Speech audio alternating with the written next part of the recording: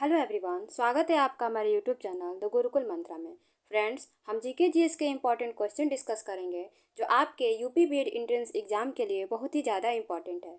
अगर आप UP BEd entrance exam के अलावा किसी और भी कॉम्पिटिटिव एग्जाम की तैयारी कर रहे हैं तो निश्चित रूप से यह वीडियो आपके लिए हेल्पफुल होगा। तो फ्रेंड्स, आप वीडियो के लास्ट तक बने रहिए, हम एक एक क्वेश्चन डिटेल में डिस्कस करेंगे। तो चलिए स्टार्ट करते हैं।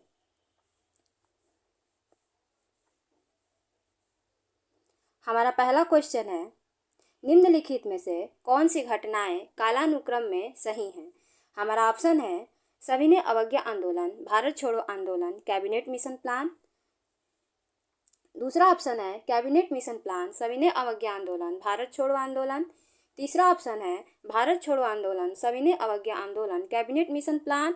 और चौथा ऑप्शन है सविनय अवज्ञा आंदोलन, कैबिनेट मिशन प्लान, भारत छोड़ो आंदोलन। इसका राइट आंसर हो जाएगा ऑप्शन ए, सविनय अवज्ञा आंदोलन, भारत छोड़ो आंदोलन, कैबिनेट मिशन प्लान। ठीक है, चलिए अब जान लेते हैं कि सविनय अवज्ञा आंदोलन कब हुआ था, भारत छोड़ो आंदोलन कब हुआ था और कैबिनेट मिशन प्लान कब हुआ था। तो देखिए, जो सविनय अवज्ञा आंदोलन है वो 1930 में हुआ था, भारत छोड़ो आंदोलन 1942 में हुआ था और कैबिनेट मिशन प्लान कब आया था तो 1946 में कैबिनेट मिशन प्लान आया था। तो इस हिसाब से हमारा राइट ऑप्शन ऑप्शन ए हो जाएगा। ठीक है, नेक्स्ट क्वेश्चन। हमारा नेक्स्ट क्वेश्चन है, भारत और पाकिस्तान के बीच अंतर्राष्ट्रीय सीमा किसके द्वारा सीमांकित मांग की गई है? सॉरी, देखिए यहाँ पे थोड़ा सा मिसप्रिंट हो गया है। भारत और पाकिस्तान के बीच अंतर्राष्ट्रीय सीमा किसके द्वारा सीमांकित की गई है? इसको काट दीजिए, सीमांकित की गई है। हमारा ऑप्शन है McMahon line, Durand line, Radcliffe line, Maginot line. इसका राइट आंसर हो जाएगा option C, Radcliffe line. जो भारत और पाकिस्तान के बीच की अंतर्राष्ट्रीय लाइन है उसको रेड क्लिफ लाइन बोलते हैं। चलिए अब बात करते हैं कि फिर डुरंड लाइन किन दो देशों के बीच है। यह पाकिस्तान और अफगानिस्तान के बीच है, पाकिस्तान और अफगानिस्तान के बीच है। ठीक है, अच्छा, उसके बाद क्या दिया हुआ है, मैकमोहन लाइन। मैकमोहन लाइन किन दो देशों के बीच है? तो जो मैकमोहन लाइन है वह भारत और चीन के बीच है। किसके बीच है? भारत और चीन के बीच है, भारत और चीन के बीच।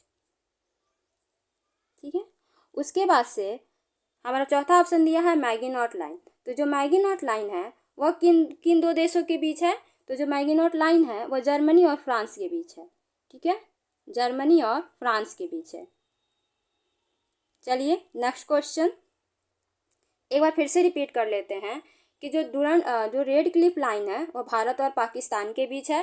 ठीक है, मैकमोहन लाइन भारत और चीन के बीच है, डुरंड लाइन जो है पाकिस्तान और अफगानिस्तान के बीच है और मैगिनॉट लाइन जर्मनी और फ्रांस के बीच है।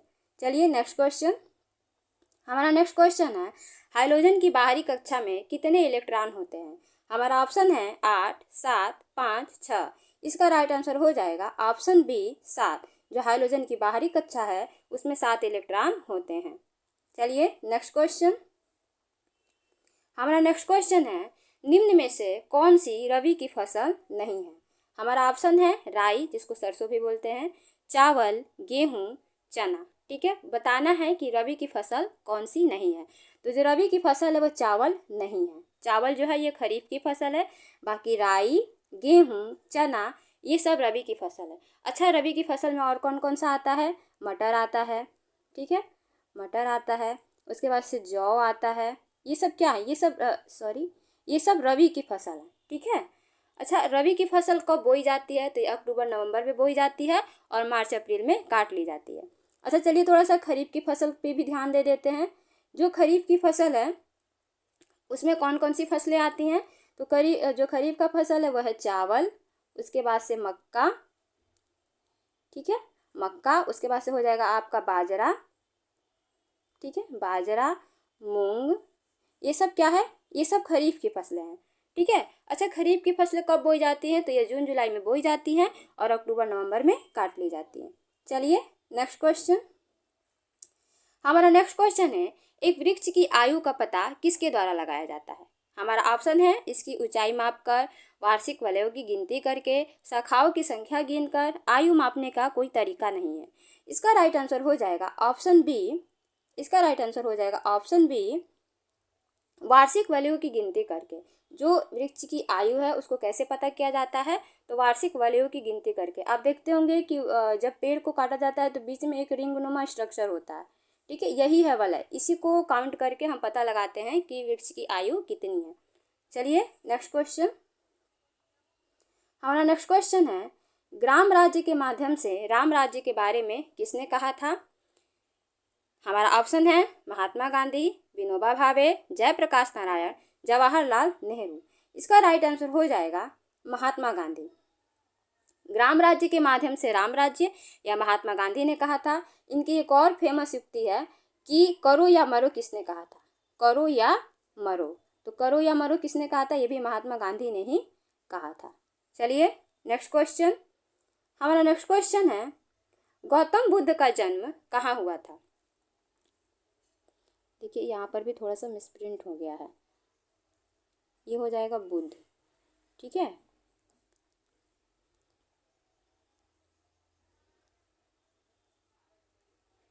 बुद्ध, ठीक है। गौतम बुद्ध का जन्म कहाँ हुआ था? हमारा ऑप्शन है लुम्बिनी, सिद्धार्थनगर, पाटलिपुत्र, बोधगया। इसका राइट आंसर हो जाएगा लुम्बिनी, जो कि अभी नेपाल में है। गौतम बुद्ध का जन्म कहाँ हुआ था? लुम्बिनी। अच्छा, बोधगया में क्या हुआ था? तो बोधगया में गौतम बुद्ध को ज्ञान की प्राप्ति हुई थी, ठीक है। अच्छा, इन्होंने पहला उपदेश अपना कहाँ दिया था? तो इन्होंने अपना पहला उपदेश सारनाथ में दिया था। क्वेश्चन पूछता है कि गौतम बुद्ध ने अपना पहला उपदेश कहाँ दिया था? तो वह सारनाथ में दिया था, ठीक है। चलिए नेक्स्ट क्वेश्चन। अच्छा, एक और चीज जान लेते हैं कि गौतम बुद्ध का जो जन्म है वो कब हुआ था, ठीक है। तो गौतम बुद्ध का जो जन्म है वो 563 बीसी में हुआ था। बीसी को बिफोर क्राइस्ट बोलते हैं, ईसा पूर्व। चलिए नेक्स्ट क्वेश्चन। हमारा नेक्स्ट क्वेश्चन है, संविधान के अंतर्गत भारतीय लोकतंत्र के आदर्शों को हम कहाँ देख सकते हैं? हमारा ऑप्शन है प्रस्तावना, भाग 3, भाग 4, भाग 1। तो जो भारतीय लोकतंत्र के आदर्श हैं वह कहाँ दिखाई देते हैं? तो प्रस्तावना में दिखाई देता है, ठीक है। अच्छा, भाग 3 में क्या है? तो भाग 3 में है मौलिक अधिकार, ठीक है। भाग 3 में है मौलिक अधिकार। अच्छा, भाग 4 में क्या है? तो भाग 4 में है राज्य के नीति निर्देशक तत्व, ठीक है। राज्य के नीति निर्देशक तत्व। और भाग 4 के क में, ठीक है, भाग 4 के क में क्या है? तो मूल अधिकार, मौलिक अधिकार। क्या है यहाँ पे? मौलिक अधिकार। भाग 4 में पूछे तो क्या है? तो राज्य के नीति निर्देशक तत्व। और 4 क में क्या है? तो मौलिक कर्तव्य, ठीक है। अच्छा, भाग 1 में क्या है? तो भाग 1 में जो है दिया गया है संघ एवं राज्य क्षेत्र। संघ एवं राज्य क्षेत्र के बारे में भाग 1 में दिया गया है। चलिए नेक्स्ट क्वेश्चन। हमारा नेक्स्ट क्वेश्चन है, प्राचीन चोल साम्राज्य की राजधानी कहाँ पर थी? प्राचीन चोल साम्राज्य की राजधानी कहाँ पर थी? हमारा ऑप्शन है उरैयूर, कावेरी पुम्पट्टनम, तंजावुर, मदुरई। इसका राइट आंसर हो जाएगा ऑप्शन ए उरैयूर। जो चोल साम्राज्य थी उसकी राजधानी उरैयूर थी। Next question.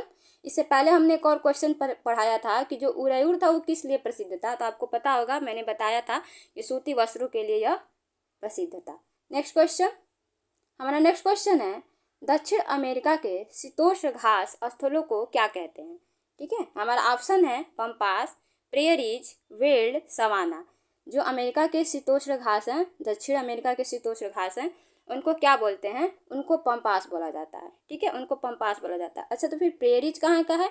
तो प्रेयरीज है वो उत्तरी अमेरिका का है, उत्तरी अमेरिका का है, ठीक है,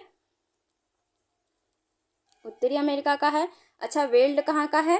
तो जो वेल्ड है वह अफ्रीका का है, ये अफ्रीका का घास है, ठीक है।